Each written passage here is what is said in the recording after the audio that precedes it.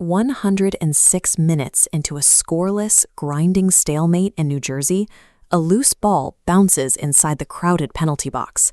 A left foot strikes it perfectly, and the net violently ripples. The goal shatters the Argentine defense. Frustration boils over, culminating in a reckless tackle by Enzo Fernandez that earns him a straight red card and reduces the defending champions to 10 men.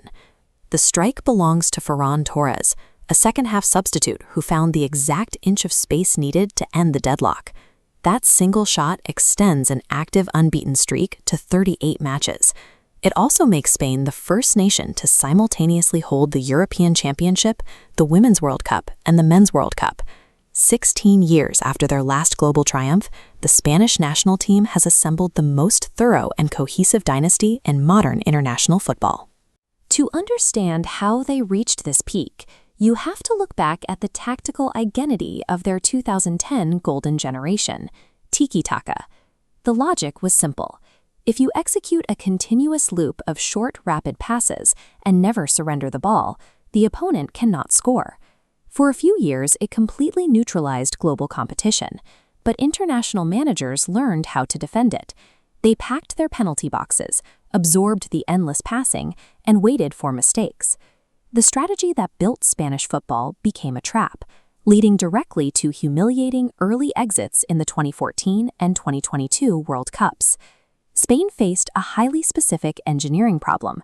They needed to dismantle an obsolete offensive system without abandoning the intense ball control mechanics that defined their entire footballing culture.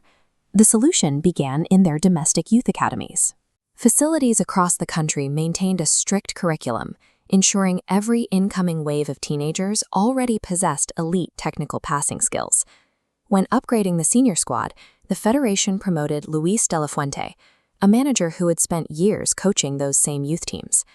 De La Fuente recognized that holding the ball for 70% of a match is a hollow metric if the team never actually moves forward toward the opponent's goal. He kept the short passing, but shifted the objective. Possession was no longer a defensive shield to prevent the opponent from playing. It was a tool designed to pull defenders out of position and inflict direct structural damage. Instead of the slow central triangles of 2010, the new formation pushes outward to the extreme touchlines.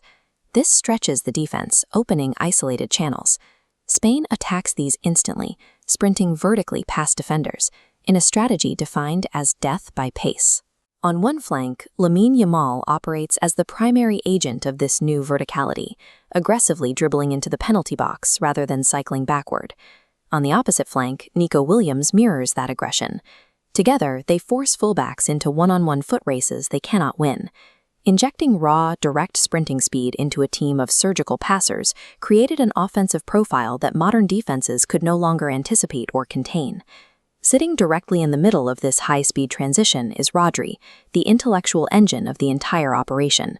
He completed a staggering 756 passes before the World Cup final even began, acting as the precise distribution hub that connects the defensive line to those explosive wingers. But his physical responsibilities are equally heavy.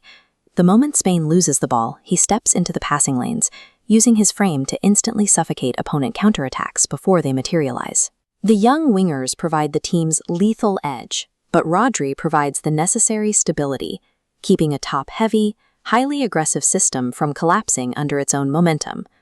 The ultimate stress test for this hybrid machine arrived at the 2026 final in New Jersey.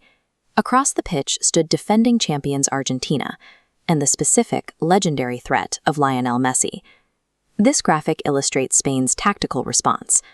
By controlling the ball for over 60% of the match, they utilized a strategy of defensive possession, deliberately starving Messi of opportunities and forcing the Argentine squad to chase the game.